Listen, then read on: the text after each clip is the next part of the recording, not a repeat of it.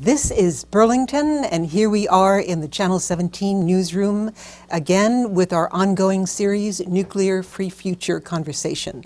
And viewers, please welcome with me our returning guests, Maggie Gunderson, the founding president of Fairewinds Energy Education, and Arnie Gunderson, the chief engineer of Fairewinds Energy Education. And when you were here the last time, Maggie and Arnie, you were preparing to go, Arnie, to Japan for the trip to Japan. And let me say before we go into that it's a portentous month in March here, in March 2012, because it is almost 1 year since the triple meltdown of Fukushima Daiichi. And also on March 21st here in Vermont is the date of the scheduled closing of Entergy Vermont Yankee Nuclear Power Plant according to the vote of the people of Vermont. So this is a very, very important time, and the viewers and I want to know, Arnie, why did you go to Japan? And what did you learn there? And what do they learn from you? Well, thank you for having us, by the way. I went to Japan for a week as a guest of a publishing company called Shueisha, and they published an interview with Maggie and I that they did several months ago. And so there's a book out in Japanese only with my smiling picture on the cover, and it's on the newsstands in Japanese only. And the reason for the timing of it was exactly like you said. It's that the accident occurred essentially a year ago, March 11th, and they wanted to inform the Japanese that what the accident really caused, and then also that there are alternatives. So what this says is Fukushima Daiichi, and it's the truth and the future.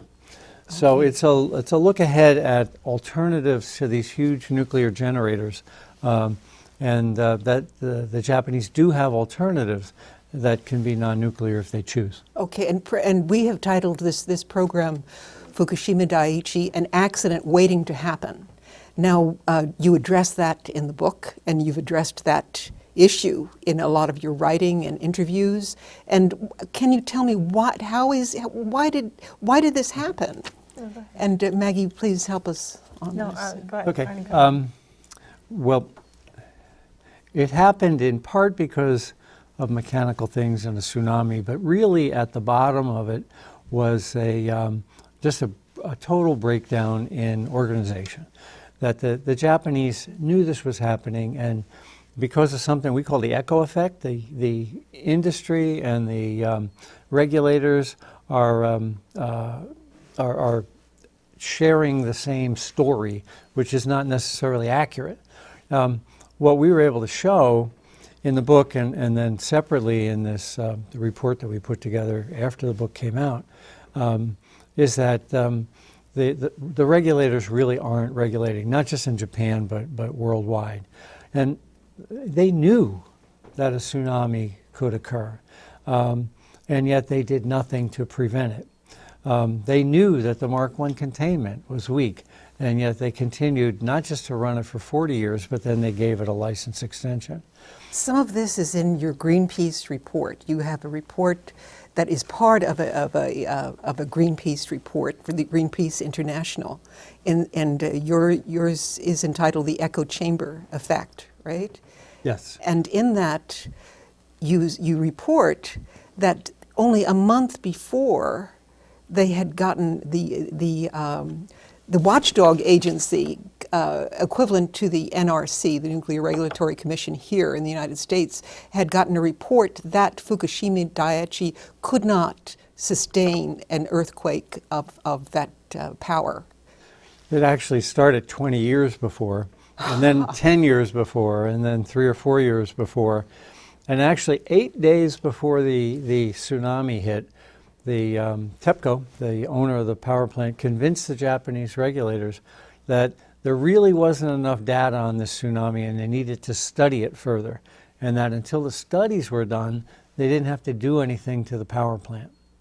So this is a 20-year history, at least, and maybe even beyond that, that the authorities have known, and Tokyo Electric has known, and still decided to do one more study and one more study to avoid spending the money to repair the plant. So you're telling me that TEPCO made that decision themselves, that they decided, well, there's nothing to do.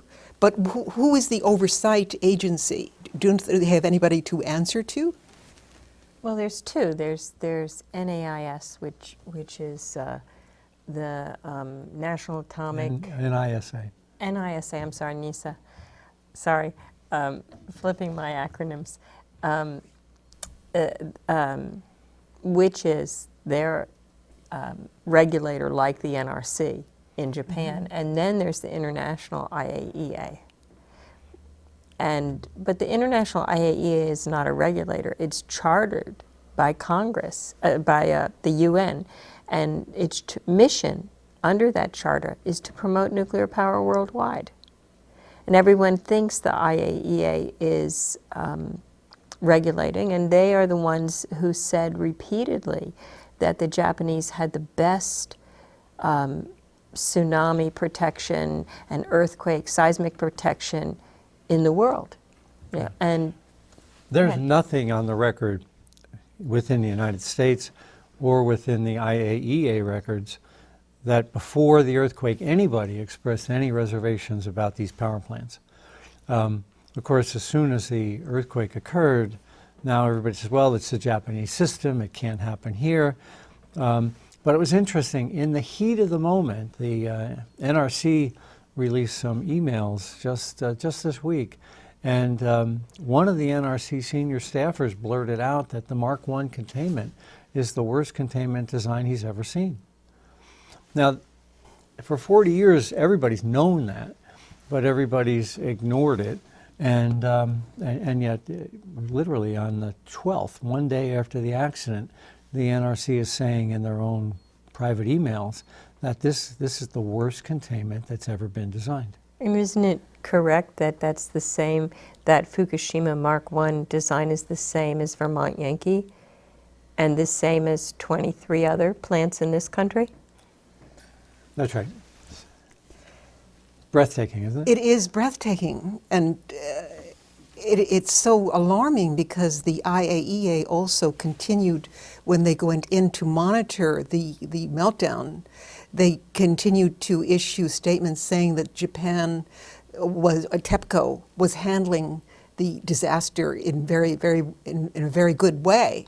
And yet, according to the Greenpeace report, again, it's an example of their rubber stamping what the owner is doing and saying that it's okay. And yet, according to the Greenpeace report, there are so many horrible things that happened that we are not aware of. And for example, I read in the report that Greenpeace went in to measure the radiation even before the IAEA didn't even go in for several days. And the Greenpeace was already there measuring the radiation. Right. And the industry, the Japanese industry, and the NRC and the IAEA were all condemning Greenpeace's readings as false, and they were quite accurate, quite accurate.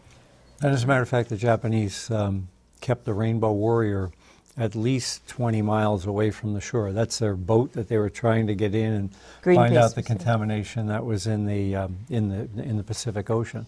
So Greenpeace had a boat, they wanted to bring it in and get good readings, and the Japanese exercised their sovereignty and kept Greenpeace from getting good data.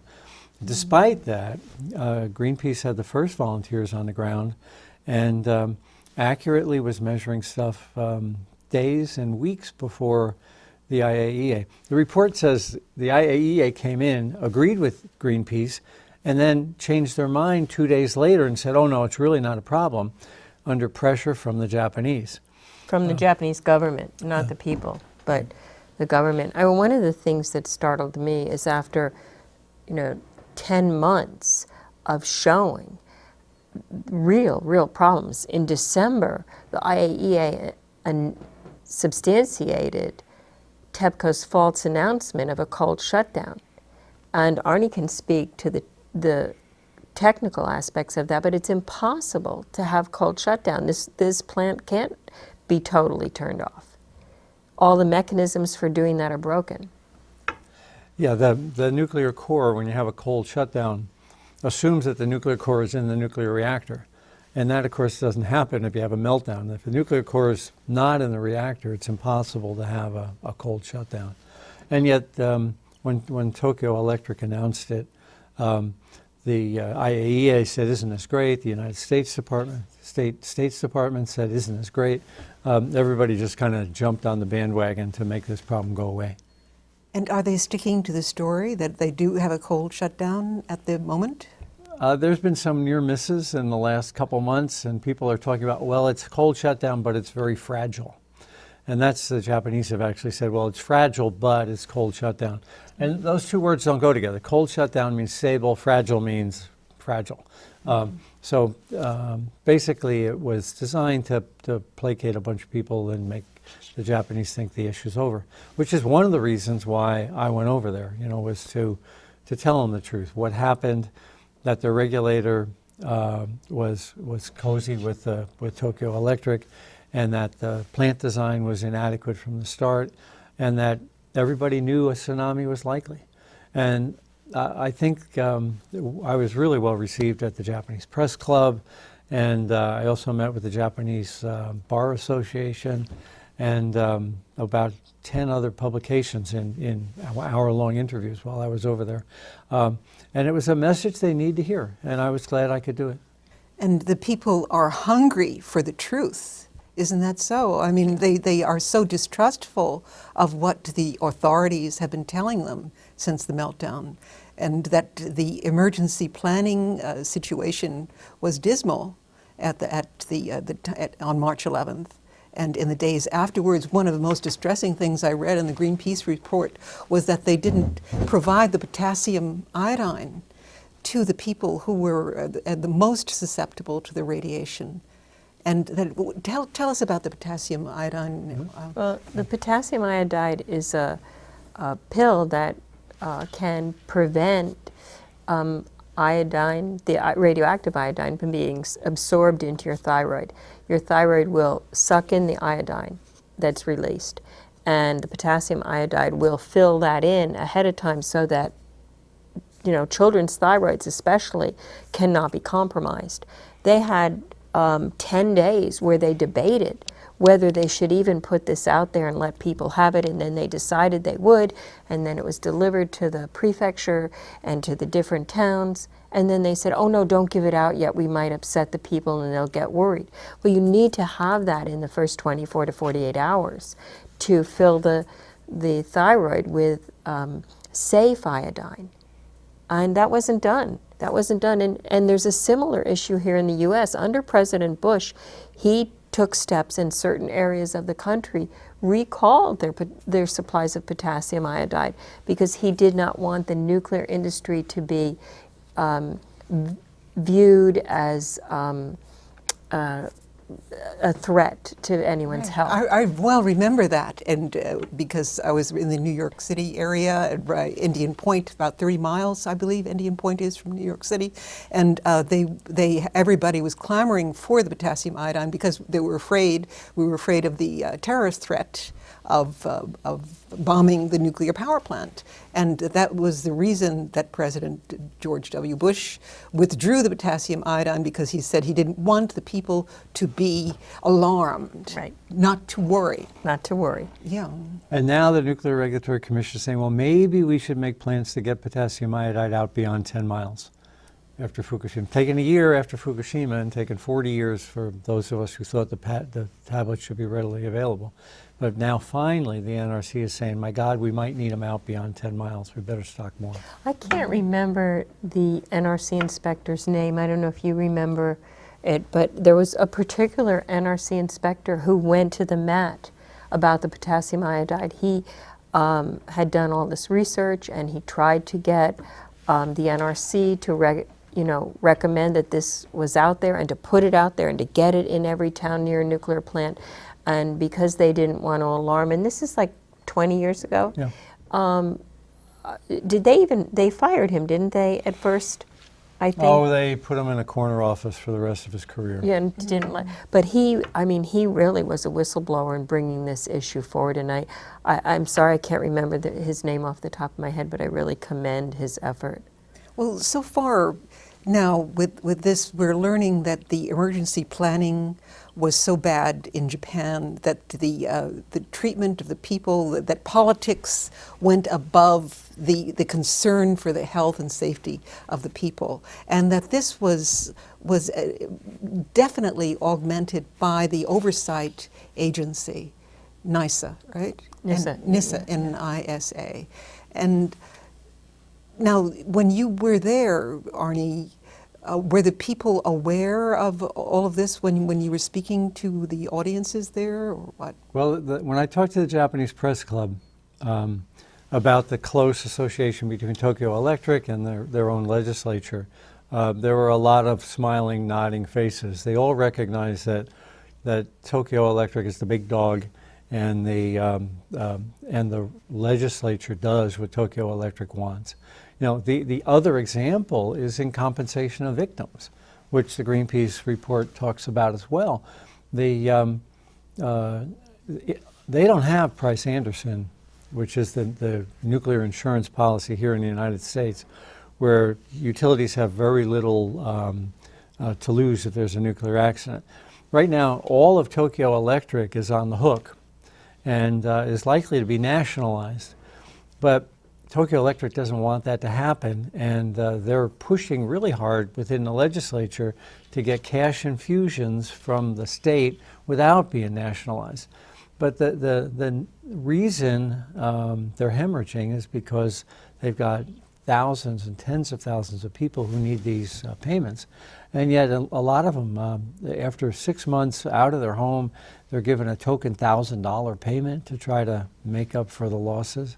And they have to sign legally that they will never come after any additional money, that they accept the $1,000 as payment covering all their damages. And these are people, families, who have had these farm properties. You know, like Vermonters, they're connected to their land. They've had these farm properties for 7 generations, and they've lost their farms. People are talking about, some people in the Japanese government are saying, oh, they'll be back in 30 to 40 years after the cleanup. But you have to take the half-lives. It's 300 to 400 years before this land will be livable again and usable. And these are the people that had to be evacuated, and also Right. people who evacuated themselves. Right. Right. And they're in a different position also. Well, if you evacuate it yourself, there's no compensation. They're basically saying, that's your problem, you didn't have to go. And the ones that did evacuate have to fill out a 60-page form and attach receipts to get any compensation at all. So clearly, you know, there's no, at the end of the day, the average Japanese is going to never be compensated for the accident. The other piece of Japanese law is that you can only declare damages up to 20 years, and a lot of cancers occur at 20 or 30 years. So if you get cancer that's now latent but is going to develop late in your life, you can't go back and get compensated for that either. And this all goes hand in hand with the dismissal of the dangers of radiation to the population, and the reports that come to our popular press all the time denigrating the dangers of radiation and telling us that everything is okay. And even just today I saw a piece in the New York Times saying that the health impacts a year after Fukushima indicate that radioactive materials released in Fukushima Daiichi meltdowns will probably be too small to be easily measured, according to experts assembled by the Health Physics Society for a panel discussion on Thursday. This is last Thursday. And the area cordoned off by the Japanese government as uninhabitable is probably far too large, the experts said. So this is directly... These are industry experts who have money and corporate money and regulations in mind first. There are a lot of independent experts who totally disagree with that, and they weren't put on this panel. There's a lot of good data that shows that the exposures these people are assuming are much lower than what the people in Japan really got. Now, if you assume a low exposure, then of course you're going to have low cancer rates. But I did those calculations for a living, and there's a series of guesses that the industry's making. And of course, the industry's making all the lowball estimates to get the number down as low as possible. There's a lot of good science coming out, and will continue to come out. We'll have it up on our site. That shows that concentrations of cesium and strontium and all are a lot higher than the industry, quote, experts are assuming. The secret is in the assumptions. If you use lowball assumptions, you're going to get lowball doses. If you go back and really look at the appropriate assumptions, then it's an entirely different analysis. And need I ask why they would use lowball assumptions? Money. There's a lot of money here. Yeah, and also the continuation of the nuclear power industry. Now, there are 54 nuclear power plants in Japan, and 52 are closed down. I believe I read while you were in Japan, Arnie, that they opened up 2, or they had the go-ahead to reopen 2 of the nuclear power plants? Well, they've done something called a stress test, and 2 of the power plants have, quote, passed the stress test. And frankly, that's a joke. The stress test basically, Fukushima could have passed the stress test on March 10th, and it failed on March 11th when reality knocked on the door. The same thing is true for all these power plants. They're just looking to see if they're designed as they were designed, and they're all passing the stress test. In fact, though, if a tsunami is worse than was anticipated, they're not looking at things like loss of the ultimate heat sink and extended loss of offsite power. So the stress test is a placebo to make the Japanese feel better about starting the nuclear units up. And the Japanese aren't buying it. At the root of the problem is the regulator. And we talk about that in the report. You call it a regulatory capture. What is that? I mean, that's along the lines of what you were just saying, right? Yes. The regulator, in this case NISA, N-I-S-A, is run by an organization called META, META, and that's a trade cabinet position. So the regulator... Ministry of Energy, Technology, I think it's Ministry Energy Technology Agency or something like that. Mm-hmm. So the trade association manages the regulator. And of course, Tokyo Electric applies pressure at the trade association level, and none of the regulators' regulations ever really have any teeth because of that. It's no different here. I mean, we've got, Congress puts all sorts of pressure on the Nuclear Regulatory Commission to go easy on nuclear utilities as well. This recent hearing where some of the commissioners were upset with the chairman, that made it to a congressional hearing. But what you don't hear is that the ringleader of that, Commissioner Magwood, before he took a job as an NRC commissioner, worked for Tokyo Electric. And now he's chastising the chairman for being too tough. So this commissioner, this American Nuclear Regulatory Commission commissioner, Commissioner Magwood. Magwood worked for Tokyo Electric, which is, I suppose, not just a Japanese company, but a global company. Right. Is that it? Yeah. He ran a consulting company, and Tokyo Electric was his client.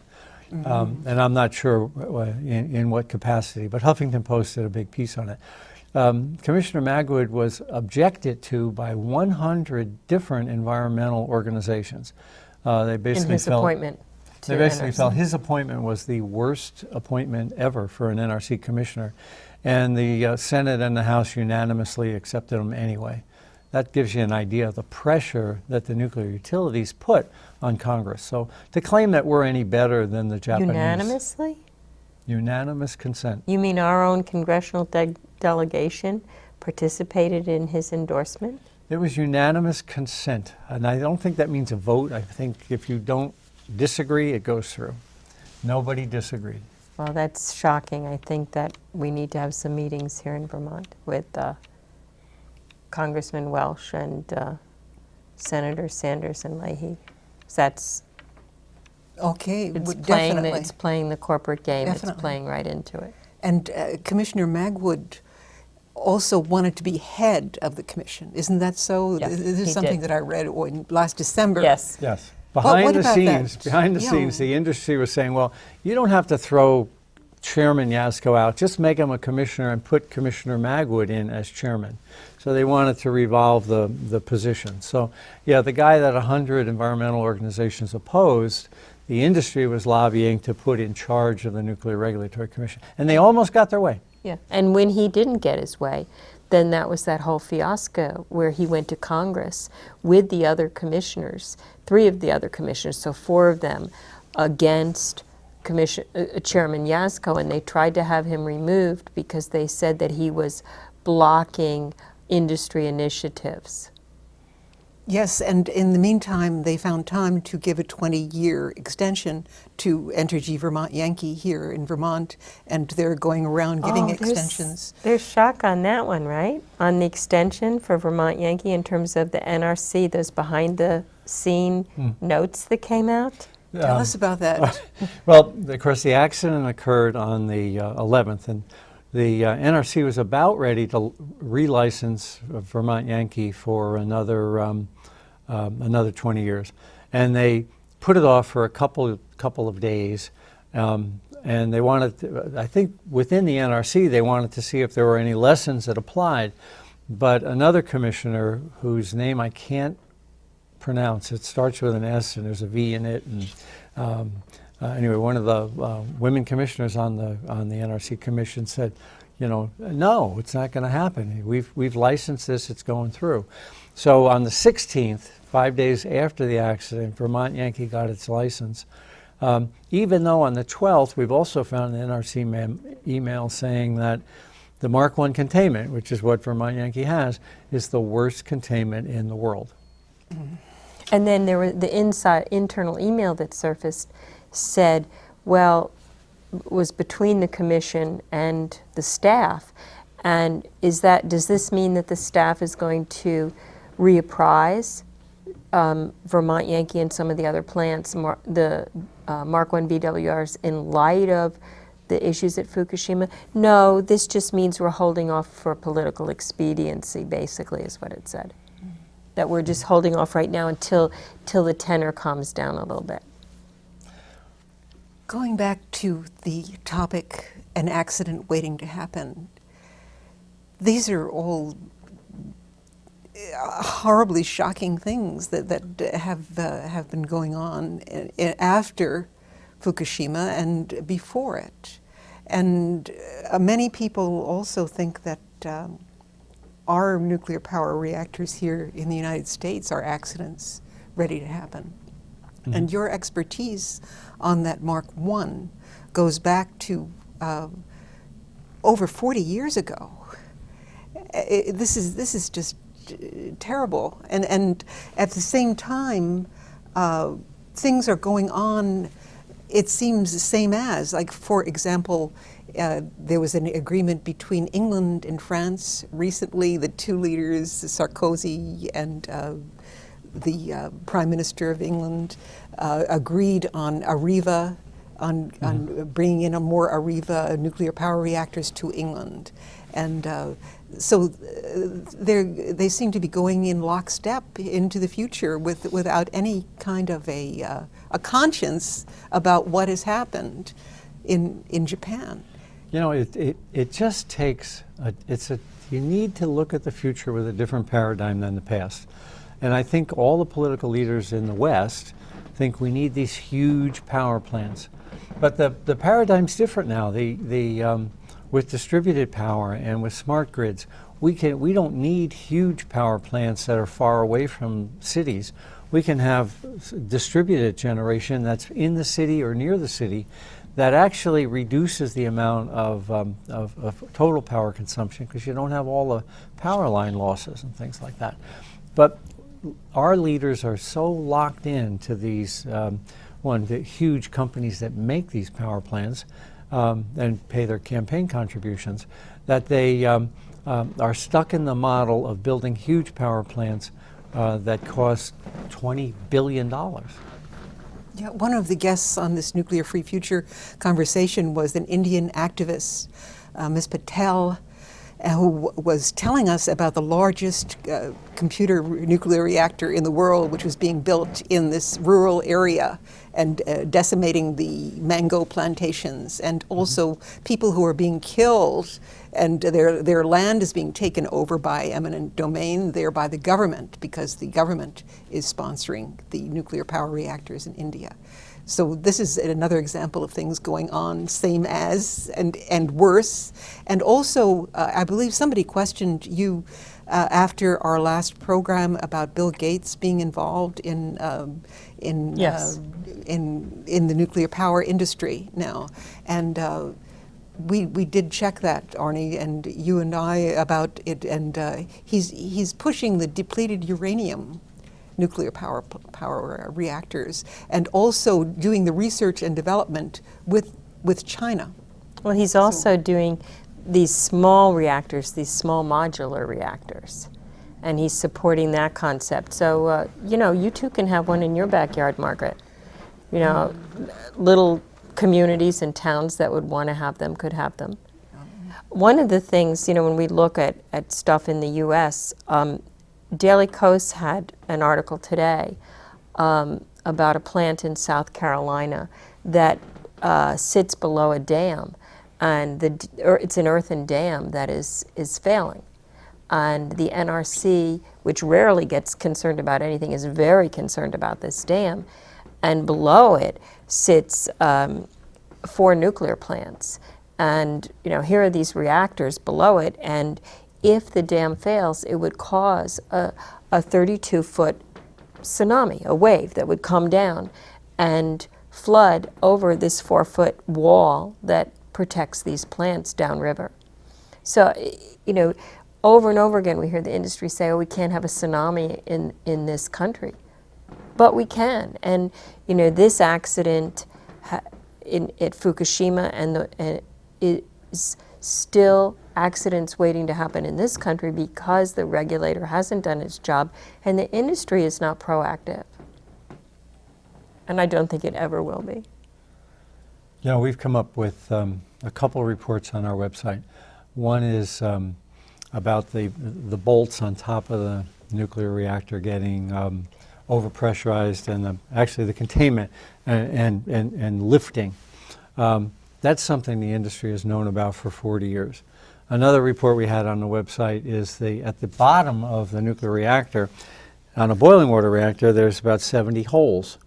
And the likelihood of a melt through on a boiling water reactor, like Vermont Yankee, like Fukushima, is enormously more than any other reactor out there of the pressurized design. So we've known that since the 80s. And we just came up with another report on our website that talks about the electrical wires that go through the containment. The containment's not this monolithic thing. You've got to get electricity in and you've got to get electrical signals out. And since 1982, they've said that it's likely on the Mark I containment that those electrical penetrations will fail and the containment will fail. All this stuff is not news from Fukushima. It's been 1970s and 1980s. So we've known it for 30 years. Are you optimistic about the Japanese people and how they're handling this disaster? No. I mean, there's people, the publisher, Shueisha, who came to us for this book. They wanted to do this book and they approached us. They are part of a group that is really concerned about the future of Japan. But there are equally many people, as Arnie and our daughter who went with him found out over there. There are many people who just say, please don't talk about it. We don't want to know. The government tells us it's okay. And next month, they're allowing people to move back into within 23 kilometers of the plant, and 2 cities are reopening, even though those areas still have high radiation exposures. You know, they still trust their government. So that's one piece, that's a part of the Japanese culture. And the other piece of it is that they buy into the old paradigm, we need these big nuclear plants. Now, to the Germans' credit, they said, no, we're gonna remove these. Over the next 10 years, we're getting rid of these big nuclear plants. So they broke the paradigm, and of course, once you do that, you become an atheist, essentially. And the Japanese can do that too. They can say, you know, over the next 10 years, or right now, or whatever, we're not going to use nukes.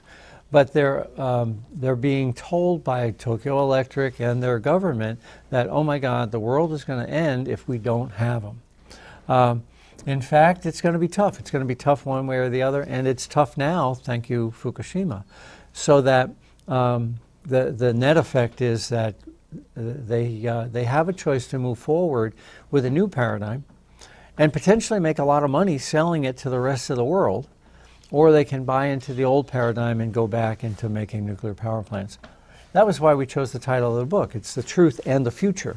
They've got an alternative in the future to buy into a new energy paradigm and become a dynamic industrial powerhouse if they want.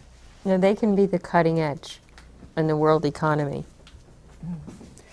And with that, we'll close this portion of our discussions, and I hope that you will come back again at some point when you do have time to do it. And you were going to show a Fairewinds video about the containment that failed before the venting. So could you tell us a little bit about that, and just tell us about it. Sure. The Union of Concerned Scientists was aware way back when the accident happened that the containment pressure went up and then went down, and nobody could figure out why it went down because the containment vent had not been open. Well, I did some research on that as well, and determined that the bolts that hold these 2 pieces together on the containment were actually stretching because the pressure was so high the top was separating from the bottom. Now, this is 40-year-old data. The industry's known about it, and yet everyone seems surprised that suddenly it's out there in public. So what we were able to do is take Union Concerned Scientists data, data after the accident, some photographic evidence after the accident, then put it together in a 9-minute video to explain just this one type of containment flaw. That it's just one piece of the Mark I puzzle. Okay. Thank you very much, Arnie Gunderson. Thank you very much, Maggie Gunderson. And please come back, and we'll get through March with the, and could you tell us something about March 11th, where you will be? Well, Arnie's doing a couple audio presentations, one in Vancouver, it's a TV presentation, one in Vancouver, and then we're also doing a live presentation in Brattleboro that day. And so that's at, I think, 5 p.m. And we're also working with a woman who lives here in Vermont, but who was born and raised in Japan and still travels frequently back to Japan. She's there now. And she'll be talking about how people in Japan really feel, and we'll be talking about the technical aspects of the accident. Thank you very much, You're Maggie. very welcome. Thank you, Arnie. And thank you, viewers, and until next time, as we go toward a nuclear-free future. Thank you for having us, Margaret. Hi, I'm Arnie Gunderson from Fairewinds. I've been thinking a lot lately about what happened in the first day of the nuclear accident at Fukushima. And I think I've come up with some interesting information that I wanted to share with you. The facility at Fukushima was one of the largest nuclear reactors in the world. And I'm sure you've seen the videos of it when it was functioning, and it's truly an impressive facility. Well, everyone has also seen the pictures of the facility after the explosions. And in that period of a couple days, it went from a several billion-dollar asset to a hundreds of billion-dollar liability, and I believe it's the single biggest industrial accident in the history of the world. But I wanted to focus on what happened after the tsunami, but before the explosions. And I think there's some important information that can be gleaned from the historical record. I need to go back and talk a little bit about nuclear fundamentals for a minute here, though. The nuclear reactor sits inside a nuclear containment. Now, the containment is, we've shown before, and the one that's on the screen now is the Browns Ferry nuclear reactor. The top of that containment has a lid on it, and it's connected by many, many bolts. So now I'm going to use a tea infuser here to explain it another way. This is the containment. The nuclear reactor sits inside the containment, and then that lid gets screwed to the top, so that if there is an accident and a pipe breaks inside the nuclear containment, in theory, all of the contaminated gases stay inside that containment. Well, it's been known for a long time that the Mark I reactor is a very small reactor containment. And as a result, back in the 80s, the Nuclear Regulatory Commission added a vent to it. And the reason for that is that engineers didn't understand when they built this unit that hydrogen gases could build up after an accident. Well, that's exactly what happened at Fukushima. At Fukushima, the nuclear reactor was uncooled, and the nuclear fuel became very hot and reacted with the water to create hydrogen gas. Now, the data for the first day of the accident is troubling, to say the least. The data, as I've been able to put it together, is pretty complicated, but we'll work our way through it here. This is a multi-column table. The first column is the time and the day, but what I'm interested in is the fourth column over. And that table is in pascals, which is a measure of pressure. I'm going to convert those to pounds per square inch, which most of us are much more comfortable talking about. At the bottom of the table is right before the accident, and the pressure was atmospheric. And what that means, 0.1, is normal pressure, 14.5 pounds per square inch. Then the tsunami came, the plant lost its power, and the next data point is about 8 hours later. Because remember now, most of the components didn't have electricity, so most of these readings were unavailable. Well, at 2 in the morning, the pressure inside the containment was almost 9 times higher. That means it was about 125 pounds per square inch. This containment wasn't designed for 125 pounds per square inch. If you look a little further, though, by 9:30 in the morning, the pressure starts to drop. And for the next 7 hours, the pressure is much lower than it was at 2 in the morning. So the question is, how could it be that the pressure in the afternoon was lower than the pressure in the early morning? Remember, there's a violent chemical reaction going on inside the nuclear reactor where all sorts of hydrogen gas is being generated. Well, one possible reason for the lower containment pressure is that the containment vent was open, but that hadn't happened yet. So what made the pressure drop down? One possibility, I believe to be the case, is something that happened 40 years ago at a plant called the Brunswick plant in North Carolina. Now, the nuclear industry in the US, the IAEA, the Japanese are all aware of this, but they're all ignoring this test and pretending that it didn't happen. What happened 40 years ago was this. When a containment was pressurized, it was pressurized to just about 100 pounds, and then something really strange and unexpected happened.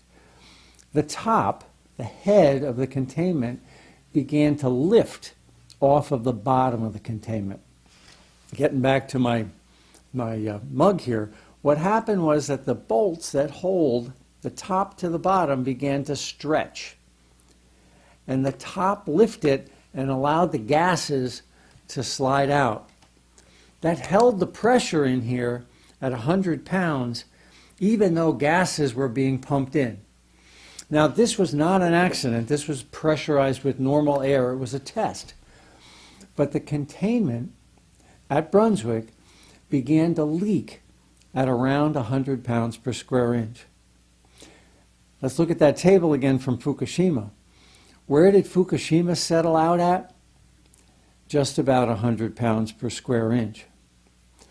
What that tells me is that the head of the containment lifted up and gases began to sneak out into the reactor building, which is that box that surrounds it, well before the containment vent was even opened. Now, another photograph of the site right before the explosion clearly shows that the containment vent was open. You'll see the stack on the right of this picture, and it has steam coming out the top, smoke coming out the top. What that is highly radioactive gases and water vapor, and it's creating that steam. So we know that right before the explosion, the containment vent was working. Now, the Japanese are saying, well, the containment vent was working, but the pipes were somehow or other leaking hydrogen into the plant as well, and that's what caused the explosion. To my way of thinking, the data doesn't support the interpretation of the nuclear industry and the Japanese. What the data does support is the Brunswick test from 40 years ago. It seems to me that for 8 hours or more, the containment at Fukushima was basically ruptured, that the top had popped up and gases were sliding out so that it couldn't go over 100 pounds per square inch. And hydrogen gases were leaking into the containment, out of the containment, and into the reactor building for a long period of time. After that, it only took a spark to blow the reactor building up. This is a really important distinction. The nuclear industry, the Nuclear Regulatory Commission, and the Japanese are saying that we can make the vent stronger so that this accident can't happen. But if the nuclear head is lifting up, the vent is irrelevant. The containment on the Mark I design has a design flaw that the containment vent can't solve. Whether or not the nuclear reactor containment at Fukushima maintained its integrity is a critical question to the operating fleet of BWR reactors throughout the world. I'll be working on some more information over the next week, and we'll have another video up shortly. Thank you very much. I'll keep you informed.